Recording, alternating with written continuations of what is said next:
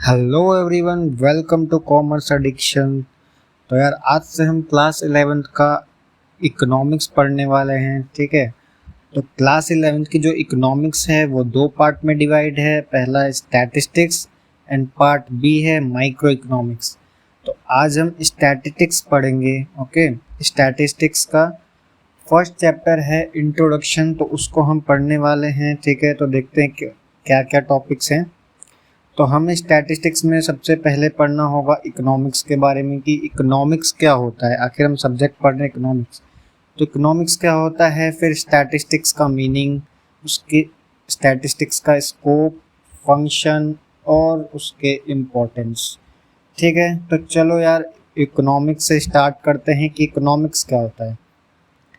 Economics is the study of how people and society choose to employ scarce resources that could have alternative uses in order to produce various commodities।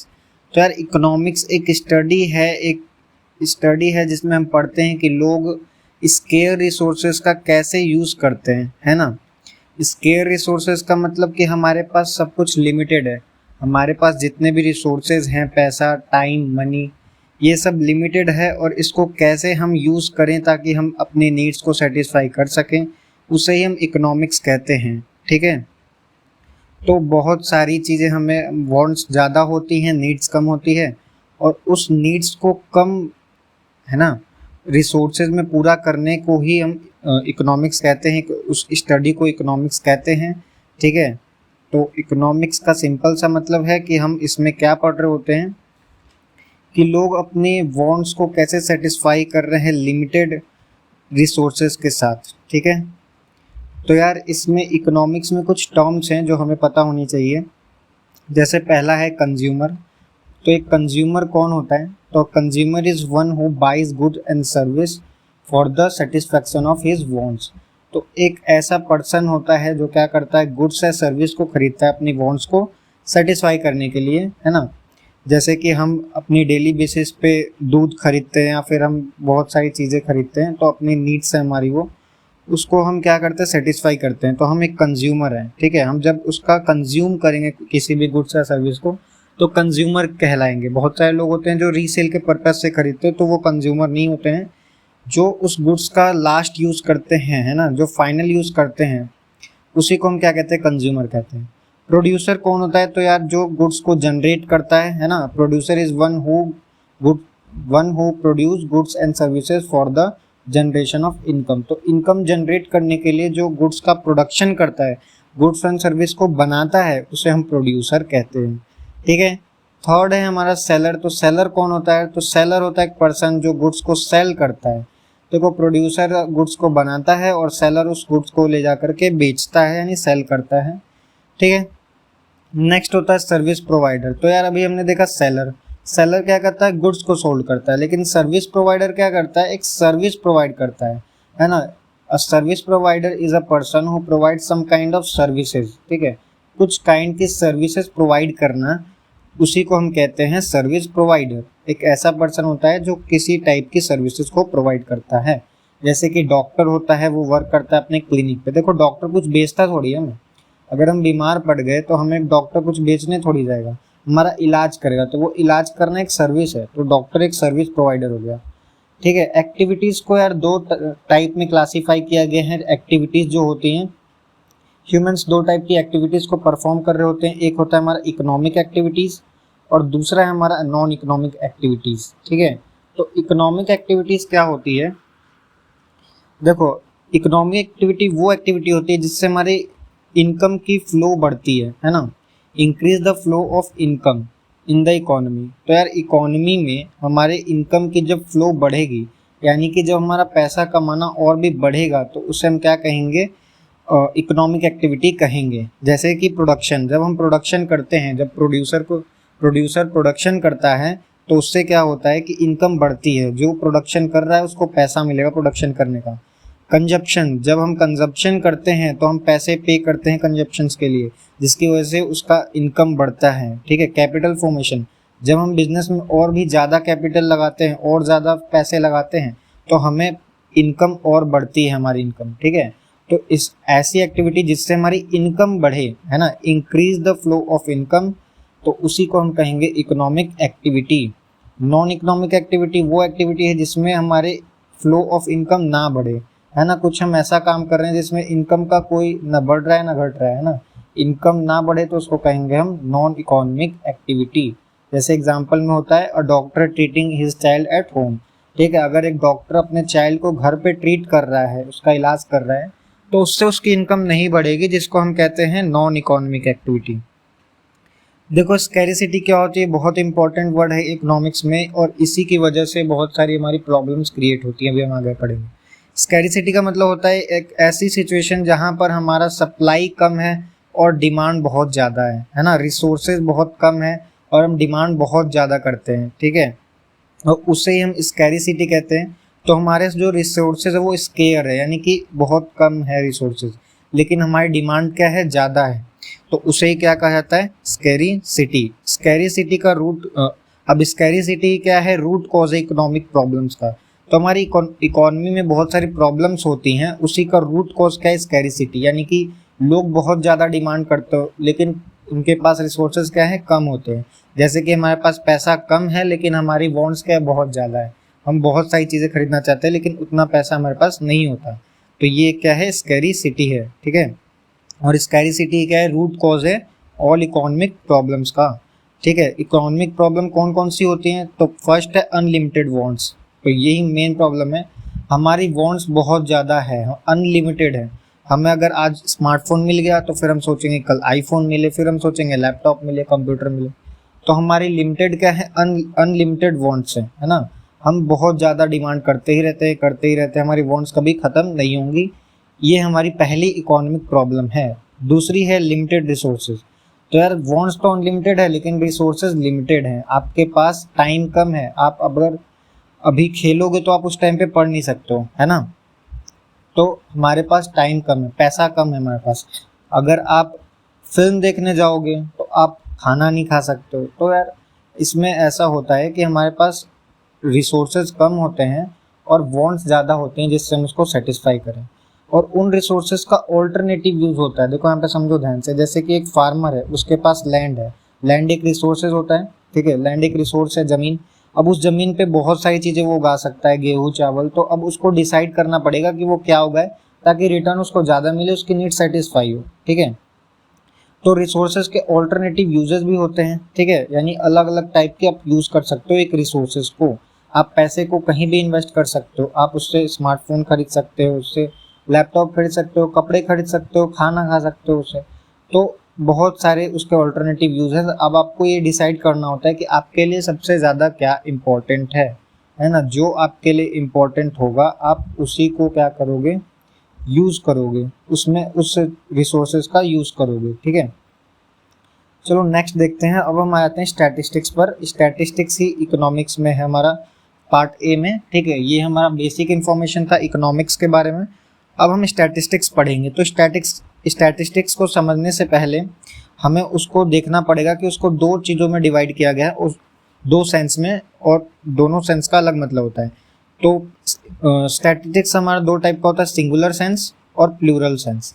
तो देखो singular sense में क्या होता है, in singular sense statistics में be defined as the collection, organisation, presentation, analysis, interpretation of numerical data. तो यार जितने भी न्यूमेरिकल डाटा हैं उसको कलेक्ट करना, ऑर्गेनाइज करना, प्रेजेंट करना, एनालाइज करना और इंटरप्रेट करना। देखो जैसे हमारे क्लास में 10 बच्चे हैं, अब हम क्या करते हैं, उसमें से डाटा कलेक्ट करने जाएंगे उनके पास, उनसे हम पूछेंगे कि यार तुम्हें कौन से स्पोर्ट्स पसंद है, तो उसमें से बहुत सारे बच्चे होंगे जो बोलेंगे मुझे क्रिकेट पसंद है, कुछ बोलेंगे मुझे फुटबॉल पसंद है, तो उसको हम क्या कर रहे हैं, कलेक्ट करेंगे, सबसे पूछेंगे, फिर ऑर्गेनाइज करेंगे, हम उसको एक जगह पर लिख देंगे, एक नोटबुक बना लेंगे, एक टेबल बना लेंगे, अच्छे तरीके से लिख देंगे, यानी ऑर्गेनाइज करेंगे। फिर उस डाटा को हम प्रेजेंट करेंगे, दिखाएंगे कि ये किसको क्या पसंद है। फिर एनालाइज करेंगे, सोचेंगे कि यार हाँ इतने बच्चों को 10 में से 8 बच्चों को क्रिकेट पसंद है, ठीक है, उसको एनालाइज करना हमने सोचा। अब इंटरप्रेट करेंगे, अब हमें अब समझेंगे कि हाँ यार 10 में से 8 बच्चे को अगर क्रिकेट पसंद है तो हमें क्रिकेट को बढ़ावा देना चाहिए, क्रिकेट का इवेंट रखते हैं, तो हमने इंटरप्रेट किया। और ये न्यूमेरिकल डाटा होता है, ठीक है, नंबर्स में हम लिखते हैं और उसको समझते हैं, ठीक है।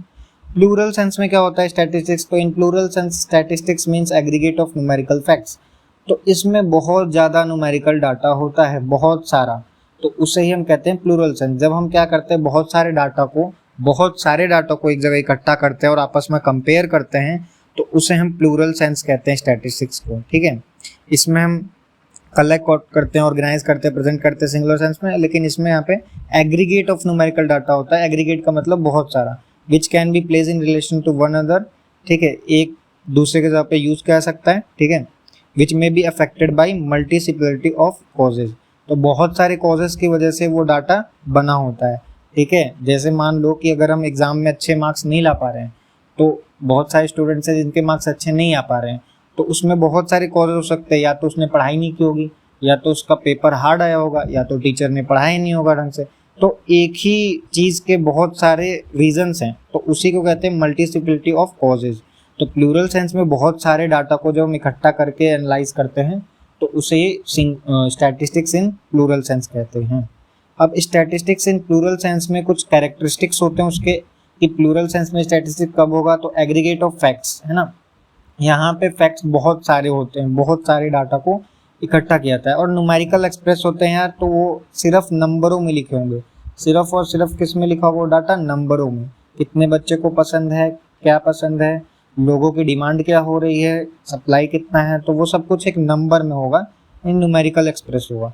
कलेक्टेड इन सिस्टमैटिक मैनर, यानी कि हम एक स्टेप वाइज सारे डाटा को कलेक्ट करेंगे, एक मैनर में कलेक्ट करेंगे, कुछ भी बेकार सा नहीं लिख देंगे, वो होता है हमारा सिस्टमैटिक मैनर में कलेक्ट करना होता है। प्री डिटरमाइंड पर्पस, तो यार जब आप डाटा कलेक्ट कर रहे हो तो ऐसा नहीं होता कि आप क्या करते हो, बस आपके मन में आया और आप डाटा कलेक्ट करने चले गए, ऐसा नहीं होता। आपका कोई एक पर्पस होगा, आप कुछ प्रूव करना चाहते होगे, कुछ दिखाना चाहते होगे सोसाइटी को, आपका एक खुद का पर्पस होगा, तो उसी को हम कहते हैं कि अगर स्टैटिस्टिक्स कलेक्ट करें तो हमारा कोई पर्पस है pre determined. Collect with reasonable standard accuracy, तो यार हमें ट्रू डाटा को कलेक्ट करना होता है, ऐसा ना हो कि हम सारे चीज़ को गलत कलेक्ट कर रहे हैं, है ना। जितनी भी इंफॉर्मेशन मिल रही है वो सही होनी चाहिए। हालांकि स्टैटिस्टिक्स में पूरी इंफॉर्मेशन सही नहीं होती, लेकिन हमें एक स्टैंडर्ड रखना पड़ता है कि इतनी तो इंफॉर्मेशन हमारी सही होनी ही चाहिए, ठीक है। Should be place in relation to each other for comparison, इस तरीके से उनको प्लेस करें, रखें, ताकि हम आसानी से उसे दूसरे डाटा के साथ कंपेयर कर सकें। और प्लूरल सेंस में हम क्या करते हैं, दो डाटा को कंपैरिजन करते हैं, ठीक है। अगर डाटा हमने लिया तो उसको कंपेयर करे बिना उसका कोई मतलब नहीं बनता है। जैसे कि हमारे इंडिया में पॉपुलेशन 2020 में कितनी थी, 21 में कितनी थी, हम 2 साल के पॉपुलेशन को कंपेयर कर रहे हैं। अगर हम सिर्फ 1 साल की पॉपुलेशन रख दें तो उससे हमें कोई मतलब नहीं बनता, हमें उसको कंपेयर करना पड़ेगा कि हाँ यार कितनी बढ़ी या कितनी कम हुई, ठीक है। अफेक्टेड बाय मल्टीसिपलिटी ऑफ कॉजेज, तो अभी हमने पढ़ा कि इसका बहुत सारा कॉज हो सकता है ना। अगर पॉपुलेशन बढ़ रही है तो बहुत सारे कॉजेज है, बर्थ रेट बढ़ गया, डेथ रेट कम हो रहा है, हेल्थ फैसिलिटीज़ अच्छी हो रही हैं, तो इसी की वजह से पॉपुलेशन बढ़ रहा है, ठीक है। बहुत सारे रीजन हो सकते हैं, तो प्लूरल सेंस में मल्टीप्लिसिटी ऑफ कॉजेज होते हैं, ठीक है। अब स्टैटिस्टिक्स के फंक्शन क्या है, स्टैटिस्टिक्स क्या काम करता है, तो कॉम्प्लेक्स फैक्ट्स को सिंप्लीफाई करता है। बहुत ज़्यादा कॉम्प्लेक्स चीज़ें होती हैं जो आप सिर्फ देख करके नहीं समझ सकते, उसको हमें लिख करके एनालाइज करना होता है, फिर ऑर्गेनाइज करके, इस तरीके से हम उसको आसानी से समझ सकते हैं। To present facts in definite form, तो यार जो फैक्ट्स हैं वो इनडिफिनाइट है, बहुत सारे हैं, अजीब ढंग से हैं, तो उनको सही तरीके से मैनर में डिफाइन कर देना, ये काम है स्टैटिस्टिक्स का। पॉलिसी फॉर्मुलेशन में हेल्प करता है ना, अगर हमें कोई पॉलिसी बनानी है अपनी कंपनी बिजनेस में, तो उसके लिए भी हमें हेल्प करता है। गवर्नमेंट को कोई पॉलिसी बनानी है कि वो कहाँ पर ज़्यादा खर्च करे, स्कूल में या हॉस्पिटल बनाए, तो वो पॉलिसी कैसे बनाएगा, डाटा देख करके कि लोगों को क्या ज़रूरत है ज़्यादा, स्कूल की या हॉस्पिटल की, तो उस टाइप से वो पॉलिसीज़ को बनाते हैं। टू हेल्प इन फोरकास्टिंग, तो यार हमें फ्यूचर को देखने में कि कल को क्या होगा, उसको भी हम इसमें फोरकास्ट कर सकते हैं, सोच सकते हैं कि क्या हो सकता है। जैसे कि आज के टाइम पे जब इंडिया की पॉपुलेशन कितनी है, तो आगे आने वाले सालों में, आगे आने वाले दिनों में कितनी होगी, हम सोच सकते हैं, फोरकास्ट कर सकते हैं।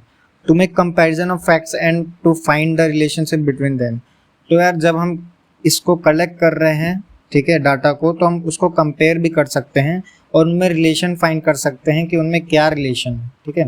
यानी कि एक दूसरे डाटा को कंपेयर किया जाता है ये स्टैटिस्टिक्स का फंक्शन है।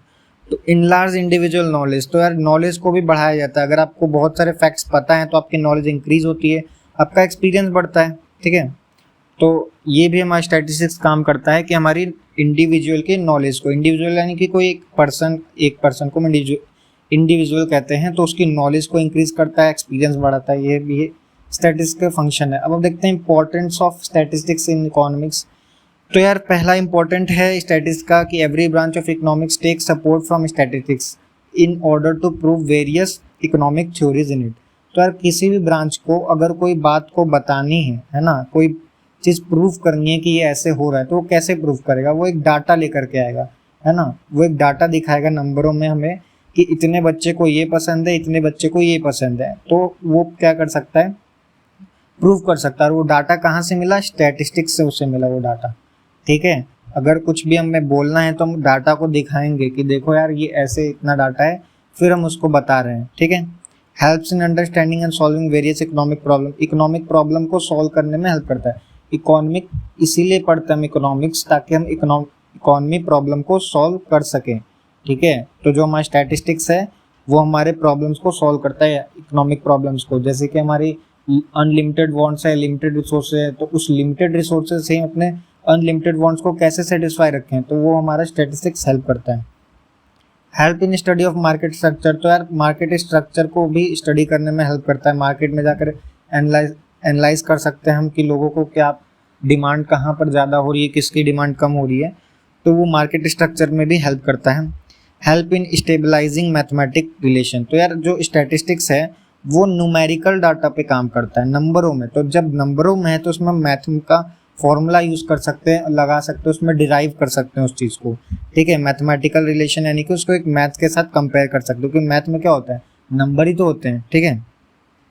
Useful to study of different economic concept, तो अलग अलग कॉन्सेप्ट इकोनॉमिक्स का भी समझने में हेल्प करता है। इकोनॉमिक्स अगर आपको समझनी है तो स्टैटिस्टिक्स भी आपको पढ़ना पड़ेगा, ठीक है। Useful to evaluate the effect of economic policies, तो हमने जो पॉलिसी बनाई है तो वो हमें स्टैटिस्टिक्स बताएगा कि उस इकोनॉमिक पॉलिसी से क्या क्या चीज़ें हो रही हैं, है ना। अगर कोई अच्छी चीज़ हो रही है, बुरी चीज़ हो रही है, तो वो सब पॉलिसीज़ को अगर हमें इवेल्युएट करना है तो हम क्या करते हैं? कंपेयर करते हैं दो डाटा को कि पहले क्या था और अब हमने जो डाटा बनाया है दोनों में क्या डिफरेंस आ रहा है, ठीक है। तो उसे ही कौन हमें हेल्प करता है इवेल्युएट करने में? स्टैटिस्टिक्स, ठीक है। तो नेक्स्ट है हमारा स्कोप ऑफ स्टैटिस्टिक्स। तो स्टैटिस्टिक्स का क्या स्कोप है? तो स्टैटिस्टिक्स आज के टाइम पे बहुत ज़्यादा इंपॉर्टेंट है हर एक फील्ड में, ठीक है। Today the importance of statistics is increasing day by day इसकी इम्पोर्टेंस इंक्रीज हो रही है। Not a single area is visible where statistics is not in use, तो यार स्टैटिस्टिक्स वहाँ भी आज चला गया जहाँ पर वो बिल्कुल भी यूज़ नहीं होता था। सिर्फ एक सिंगल एरिया में स्टैटिस्टिक्स नहीं है, स्टैटिस्टिक्स आज हर एक उस फील्ड में है जहाँ पर हमारी स्टैटिस्टिक्स कभी हुआ नहीं करता था, ठीक है। स्टैटिस्टिक्स बहुत सारे फील्ड में होता है, रिक्वायर है आज, ठीक है। जैसे कि बिजनेस में, पॉलिटिक्स में, बिजनेस में हमें बहुत सारे डाटा को कंपेयर करना होता है, प्रॉफिट लॉस देखना होता है, तो वो न्यूमेरिकली एक्सप्रेस करके हम देखते हैं। पॉलिटिक्स में गवर्नमेंट देखती है, बैंकिंग में भी स्टैटिस्टिक्स ज़रूरत है ना। इकोनॉमिक रिसर्च में स्टैटिस्टिक्स ज़रूरत है। For the efficient governance and policy formation, government अगर कोई पॉलिसी बनाना चाहती है तो उसे पहले देखना पड़ेगा एग्रीगेट डाटा, पूरी टोटल पॉपुलेशन क्या चाहती है उसको देखना पड़ेगा, तभी वो कोई पॉलिसी बनाएगी। और वो डाटा कहाँ से मिलेगा? उसे स्टैटिस्टिक्स से मिलेगा। तो गवर्नमेंट भी स्टैटिस्टिक्स का यूज़ करती है, ठीक है। जितनी भी चीज़ें हैं, business, politics, banking, economic research, ये सब कुछ स्टैटिस्टिक्स का यूज़ करते हैं। लेकिन हर चीज़ का लिमिटेशन होता है, अगर किसी का फ़ायदा है तो नुकसान भी है। तो देखते हैं स्टैटिस्टिक्स का क्या लिमिटेशन है, ठीक है। तो statistics deals only with quantitative fact, सिर्फ क्वांटिटी से डील करता है, क्वालिटी से नहीं। यानी कि लोगों को कितना अच्छा लग रहा है, बुरा लग रहा है, उससे कोई मतलब नहीं है। नंबरों में जो डाटा है उसी से स्टैटिस्टिक्स डील कर सकता है, ठीक है। जो नंबरों में नहीं है उसको हम यूज़ नहीं कर सकते हैं। स्टैटिस्टिक्स डील विद एग्रीगेट, तो स्टैटिस्टिक्स एग्रीगेट से डील करता है, इंडिविजुअल से नहीं करता है ना। अगर गवर्नमेंट को कोई पॉलिसी बनानी है तो पूरे एग्रीगेट देखेगी, पूरी कंट्री की हालत देखेगी, किसी एक की हालत नहीं देखेगी, ठीक है। नेक्स्ट है statistics result are true on an average. तो स्टैटिस्टिक्स हमेशा ट्रू नहीं होता है, बिल्कुल पूरा ट्रू डाटा नहीं होता है, लेकिन ऑन एन एवरेज वो ट्रू होता है। ठीक है, स्टैटिस्टिक्स पूरी तरीके से ट्रू नहीं होता, हम किसी भी न्यूज़ पे भरोसा नहीं कर सकते हैं पूरी तरीके से, हमें खुद से रिसर्च करनी पड़ती है। ठीक है, क्योंकि बहुत सारे एग्रीगेट है, उसमें किसी एक का तो नहीं है, बहुत सारे लोग अलग अलग ओपिनियन होता है सबका, तो कुछ लोग कुछ और बता सकते हैं, कुछ और बता सकते हैं, तो वो ट्रू नहीं होता। ठीक है, पूरी तरीके से एवरेजली ट्रू होता है। ठीक है, only experts can make the best possible use of statistics. तो यार स्टैटिस्टिक्स का यूज़ सिर्फ एक्सपर्ट ही कर सकते हैं, कोई भी स्टैटिस्टिक्स को यूज़ नहीं कर सकता। जिसने स्टैटिस्टिक्स को अच्छे से पढ़ा है, समझा है, वही उसका बेस्ट पॉसिबल यूज़ कर सकता है। ठीक है, जो स्टैटिस्टिक्स में डाटा होता है यूनिफॉर्म होता है, यानी कि किसी भी दो डाटा को अगर हम कंपेयर करें तो उनके बीच में कुछ रिलेशन होना चाहिए, होमोजीनियस होने चाहिए, एक टाइप के ही डाटा होने चाहिए, नहीं तो फिर स्टैटिस्टिक्स उसका यूज़ नहीं कर पाएगा। ठीक है, एक टाइप के डाटा को ही स्टैटिस्टिक्स में यूज़ किया जाता है। Statistics can be misuse. तो स्टैटिस्टिक्स हमारा मिसयूज भी हो सकता है ना, लोग उसका गलत फ़ायदा उठा सकते हैं डाटा का, है ना, उसका कुछ और बता सकते हैं, कुछ रहा है बताएंगे और कुछ और। ठीक है, तो स्टैटिस्टिक्स का मिसयूज भी हो सकता है। तो बस इस चैप्टर में बस इतना ही था। फर्स्ट में सिर्फ आपको इंट्रोडक्शन पढ़ना था स्टैटिस्टिक्स के बारे में। आई होप आप लोग को समझ में आया होगा कि स्टैटिस्टिक्स क्या होता है। अब नेक्स्ट सेकंड चैप्टर में मिलेंगे कलेक्शन ऑफ डाटा के साथ। ठीक है, इसमें हम डाटा को कलेक्ट करना सीखेंगे। बहुत सारे टाइप के डाटा होते हैं, तो उनको कलेक्ट कैसे किया जाए। ठीक है, तो यार लाइक कर दो और शेयर कर दो अपने फ्रेंड्स में अगर आपको अच्छा लगा हो तो, और सब्सक्राइब कर लेना। और आज से हम इकोनॉमिक्स भी पढ़ना स्टार्ट कर दिया हमने, और फर्स्ट चैप्टर आपका कंप्लीट हो चुका है स्टैटिस्टिक्स का। ठीक है, अब सेकंड चैप्टर आपको करना है। तो मिलते हैं हम नेक्स्ट वीडियो में, तब तक के लिए बाय बाय। ओके।